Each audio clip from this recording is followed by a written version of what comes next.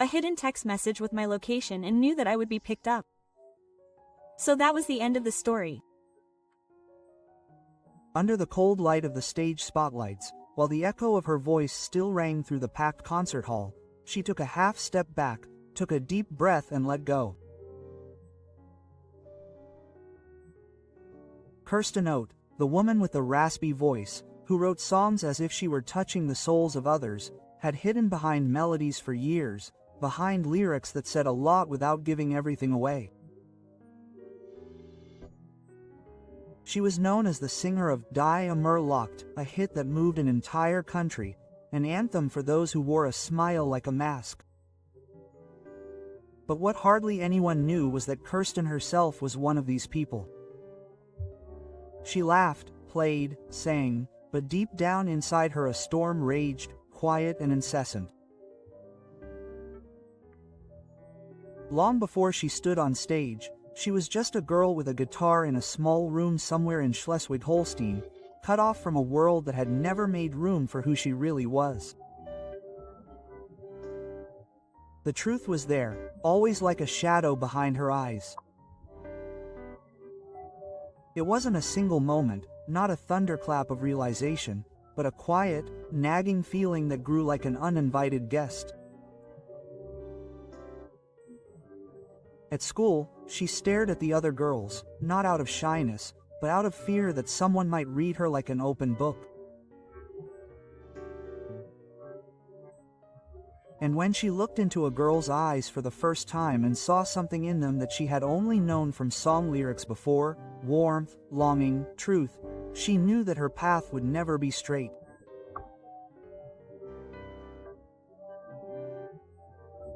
Years passed in which she struggled, with herself, with the world, with the fear of losing everything if she showed everything, but also with the painful realization that there was nothing to gain as long as she denied herself. And then the moment came, unspectacular and yet life-changing. A radio interview, live, unplanned, a sentence that had been burning on the tip of her tongue for years and that she finally said. Not loud, not dramatic, but clear enough to shake the foundation of her previous facade. At that moment, even the sound in the studio seemed to falter briefly, as if it too had understood what had just happened. Kirsten had not only opened herself up to the world, she had liberated herself. And while fans outside cheered, bought her records, and sang along to her songs, a completely different battle began behind the scenes. Quieter, but no less brutal. A fight for recognition, for acceptance, for the right to love without having to hide. A single sentence, a truth, an entire life turned upside down. And somewhere in the depths of this story, between music videos, tours, and interviews, lies a scene that has never been made public. An evening, a living room, a look that lasted too long, a silence that gave everything away. Who Kirsten really is, you don't learn in her songs. You sense it in what she has never said. Not yet. She stood in front of the mirror, all alone. The bright light of the dressing room cast a pitiless image on her face that so many thought they knew. Kirsten, the woman with the voice that comforted, but at that moment there was nothing comforting about it anymore.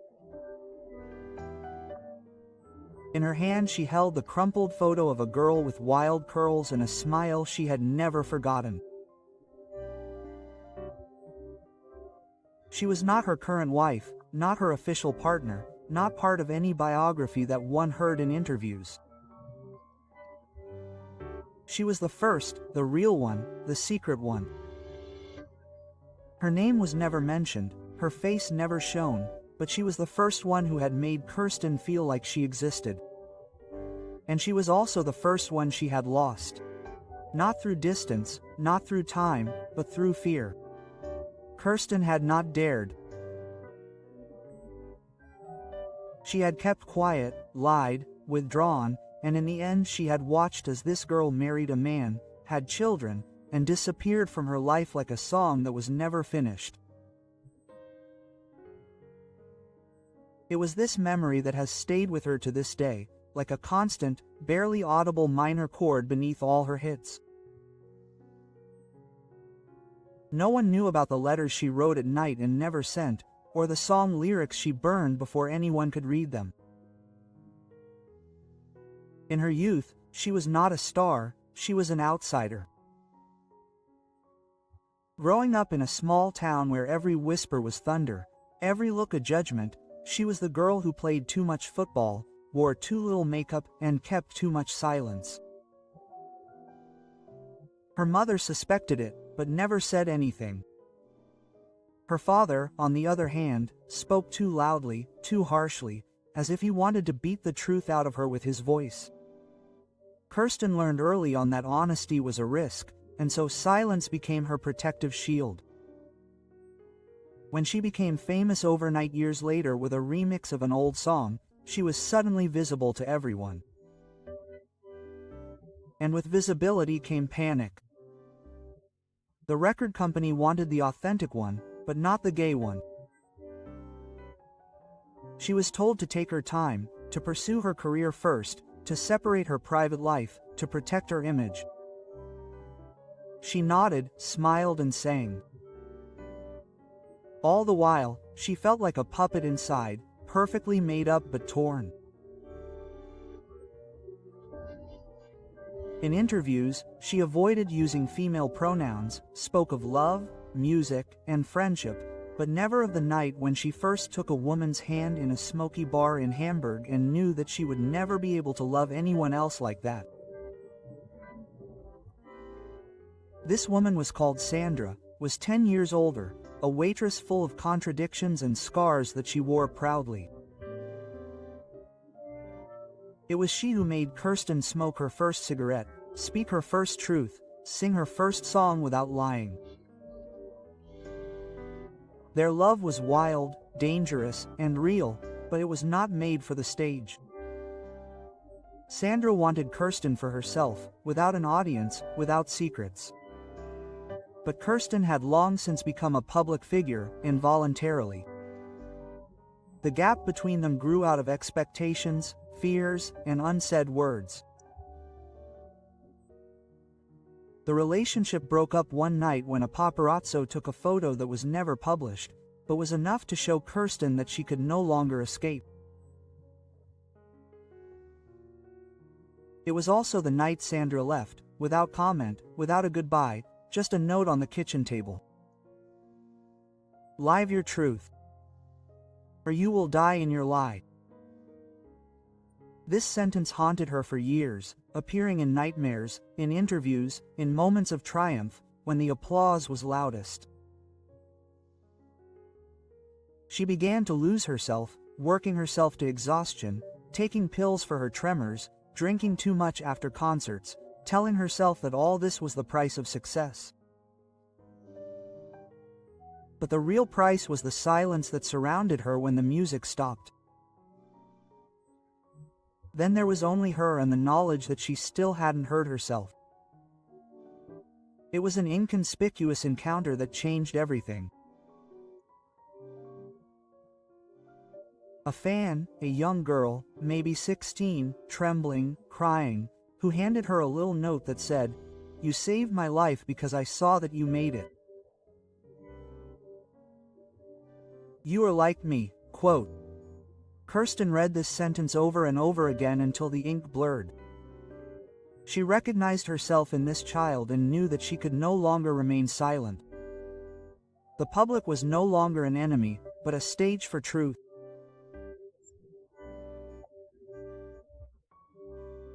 And so she spoke, not loudly, not combatively, but simply, genuinely. She said that she loves women, that she has made mistakes, that she has lost, but has never stopped hoping.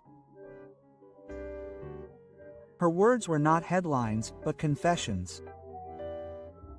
And for the first time, she sang a song that she was never allowed to publish, for no one, only for herself. It was not a hit, but it was the truth. And this truth, This raw, naked, uncomfortable truth was more beautiful than any applause. But no sooner had she spoken out loud what she had kept hidden all her life than a new kind of loneliness began, more subtle, more painful, a silence that did not come from the world but from deep within, where suddenly space was freed up that had previously been filled with fear. And this space remained empty, so empty that sometimes she lay in her hotel bed at night and confused the roar of the air conditioning with her own pulse, because there was nothing else there, nothing except questions she had never wanted to ask herself. What would be left of her if she no longer had to hide who she was? Could art, born of pain, survive without this pain?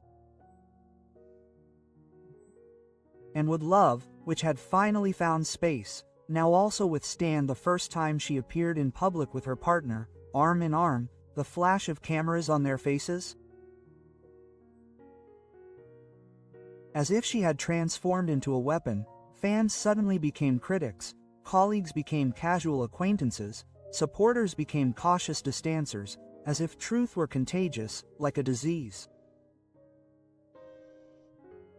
And Kirsten felt how the wall she had once built for protection was now missing as the foundation of her public self.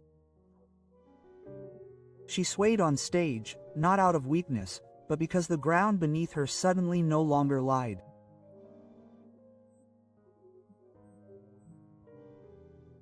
She stood on genuinely uncomfortable ground, and as she smiled, sang, and carried on, it raged inside her, because with every truth came a new question: whether she deserved to live the way she felt, whether she was too late, too honest, too uncompromising.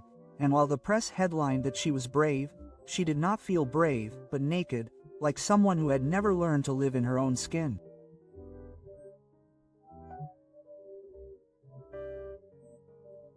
The unfamiliarity of freedom tasted metallic on her tongue, because she had always defined herself by fleeing, by being different, by hiding, by the untold.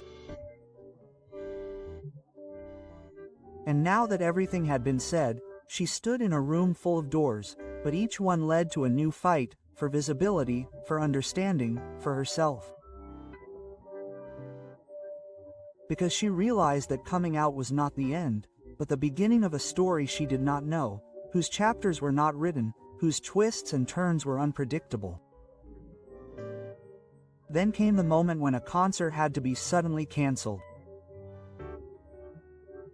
A man in the front row had insulted her, loudly, clearly, full of hatred, and she did not react with anger, but with an improvised a cappella song. So raw that even the security guards froze. She sang of fear, of the desire to love, of the desire to be, of the eternal struggle to be heard. She sang until she had no voice left. The audience fell silent, as if they had understood that this was not a star, but a human being standing before them. Torn, courageous, lost, and yet there, visible. There was no applause, just a deep, shared breath, like a collective relief that someone had finally said what so many had only thought.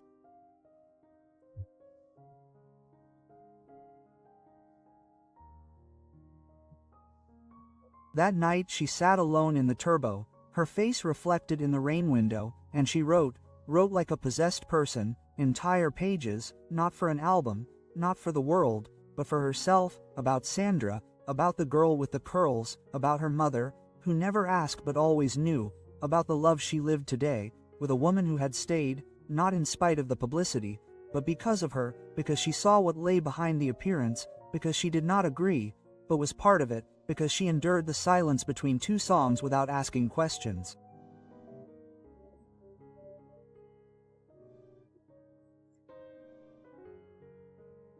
She also wrote about the fear that at some point the songs might dry up because the pain had subsided, that perhaps the wounds that had inspired her for so long were now healing, and with them what made her artistically who she was. But as she continued writing, she sensed that precisely therein lay the new truth. Not in the repetition of pain, but in overcoming it, in the decision to continue singing despite everything, not because it hurt her, but because she could, because there was now room for a new kind of depth, for songs born of light, of honesty, of love.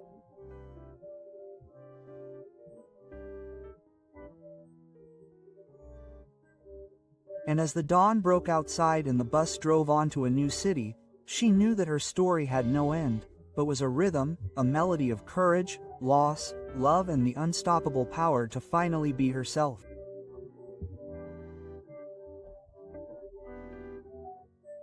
It was a letter, old, yellowed, hidden between two sheets of music, which she found in a fit of tidiness. Deep inside an old leather suitcase that she had not opened for years. And when she unfolded the paper, her fingers trembled, not only because of the age of the lines, but because she recognized the handwriting immediately. Clear, familiar, familiar. It was not Sandra's, not the girl from before. It was the handwriting of her mother, who had long since passed away. A woman who always kept too much silence, and whose gaze had often penetrated Kirsten without ever saying anything. And what was now written in these lines shook her to the core, for it was not a letter from a mother to her daughter, but to someone Kirsten did not know. Or rather, she thought she knew, a woman named Marie. And what seeped through the words was not only tenderness, but also longing, pain, renunciation, a farewell that was never spoken. Her mother had loved, secretly, a woman, at a time when there was no word for it. And suddenly everything fell into place, the silence, the underlying fear, the quiet pride in her eyes when Kirsten sang, the unspoken encouragements. She had protected her daughter without ever saying it, because she herself had been broken by trying to be different. And now Kirsten stood there with a burning piece of the past in her hand. Tears streamed down her face, not because of grief, but because of the late truth, this incomprehensible connection across generations, this inherited burden of hiding. And she understood that she was not only living her own story, but also carrying on her mother's, not through blood, but through courage. But the shock came not only from the content, but from the sender, because in a corner there was an address, inconspicuous in a small town near Leipzig.